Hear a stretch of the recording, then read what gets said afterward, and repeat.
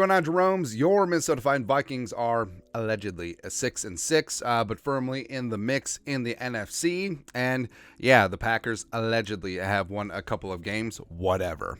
But the Vikings, despite being down Kirk and also not having JJ for 7 games, still firmly in the mix. Although it would have been nice to have been 8-4, but it is what it is. But here are 10 truths about the Minnesota Vikings heading into Week 14 action against the Las Vegas Raiders. I almost said Los Angeles Raiders.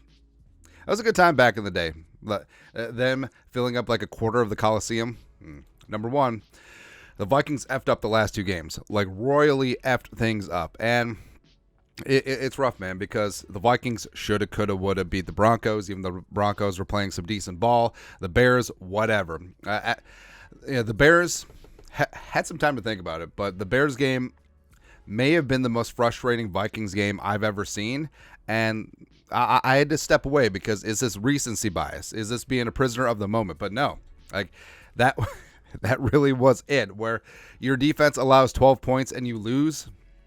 It's so stupid, man. But again, 8-4 would have been nice, but the Vikings are 6-6. It is what it is. But going from 80% playoff chances, high 80% playoff chances, down to 51% now, basically have a coin flip. It's kind of rough. It really is. Next up, truth number 2 about the Vikings, but they're still in good shape. So the Vikings, yes, 2 winnable games against the Raiders, 2.5-point favorites, and then you're at the Bengals. Even though the Bengals, I mean, their defense with Lou Anarumo is pretty decent, and they do have Chase. Higgins is back. Maybe Jake Browning revenge game gets things done. Who really knows? But the Vikings coulda, shoulda, woulda be 8-6 heading into the Lions game. And also, the Vikings do have 2 home games left against the Lions and the Packers, both very key. And even though the Packers have an absolute cupcake schedule, like the Packers are playing like Prairie View A&M and Texas A&M Commerce, and then they play the Vikings. It's so stupid the way that things work out for them. And also, only the Packers can actually get calls against Patrick Mahomes. It's so stupid. It's absolutely crazy, man. But the Vikings, despite themselves, are still in good shape. They still control their own destiny to make the playoffs to a large degree, and we'll go from there. Next up, truth number 3. Turnovers cannot continue. It's just absolutely frustrating the way that the Vikings have given away the games, and it's true for every single loss this year. They lost a turnover battle against the Bucks. They lost it against the Eagles, fumbling it away. Chargers, Hawkinson with that fumble at the start of the game, and also the drop at the end, killer. Chiefs, drops and fumbles, just ridiculousness. And of course, against the Broncos and the Bears, the Vikings have had 7 turnovers in the last 2 games.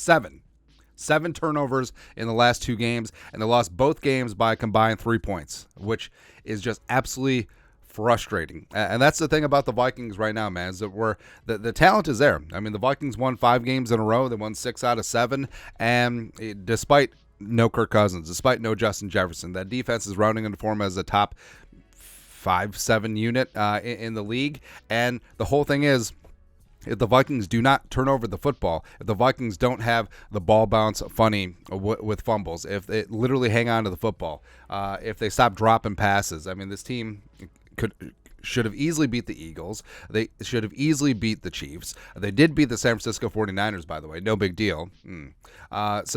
Again, this is a full-on season of coulda, woulda, shoulda, but if they just take care of the football, which I think is going to be a big-time part of the decision of who's going to play quarterback, I mean, sky's the limit.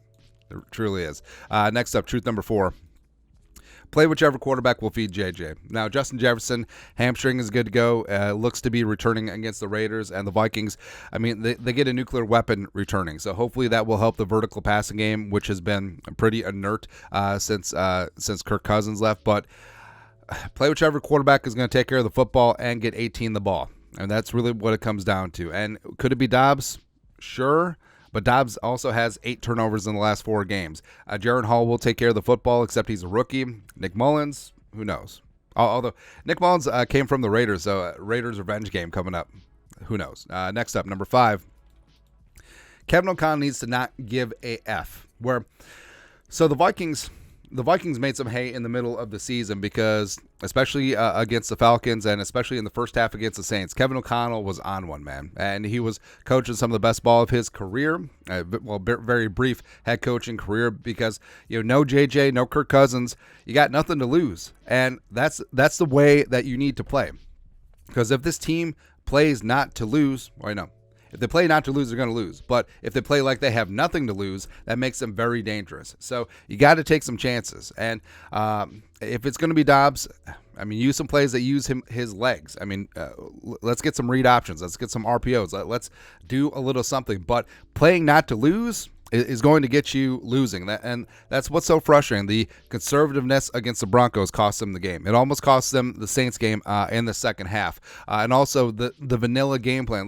That offensive game plan against the Bears was straight out of preseason. It was just so frustrating, man. And I know the theory may have been like, well, he wants a vanilla game plan with Josh Dobbs so Dobbs doesn't turn over the football. How'd that work out? Again, if you're going to go with the risk of the downside of Dobbs, you have to play into his upside as well. You have to use his legs because what is the point of accepting all the risk of his downside with none of the upside? It's ridiculous. So stupid, man. Next up, truth number 6. The defense will have to carry the team. And Brian Flores and company, that defense, it's looked really damn good. And even though, yes, they gave up the touchdown against the Broncos and they gave up the last drive against the Bears, it shouldn't have had to come to that. It's sort of like blaming the kicker for losing a close game because he missed a kick at the end. It shouldn't have come down to that. If the offense actually did their job, if the offense actually held on to the ball, if the offense actually stopped putting the defense on short fields, maybe the Vikings would have won the last 2 games. So blaming the defense is so myopic and reductive and stupid. It's just not even worth mentioning here. But over the last 7 games, they've allowed more than 21 points at once. And that was against the Falcons. It's weird, man. But and also that was aided by the turnovers of putting the Falcons on short fields. But they held San Francisco to 17. The mighty San Francisco 49ers. Oh, but they didn't have Debo. We didn't have JJ. Whatever. And also, hey, the Packers, America's team. Oh, Jordan Love is the second coming. Oh, yeah, held them to 10 points in Lambeau. No problem. No big deal. But yeah, Flores and the defense, they're going to have to lead the way. And hopefully offensively with JJ back, they can get something going. Number 7, the offense needs to do their part. Yes, 379 passing yards over the last 2 games is unacceptable, and they have not gone over 263 since losing Kirk. But they got to lose the turnovers. And having JJ back is going to be a big part of it, and hopefully they'll free some stuff up with Addison as well as Hockenson. And, where's KJ been? Where's KJ been?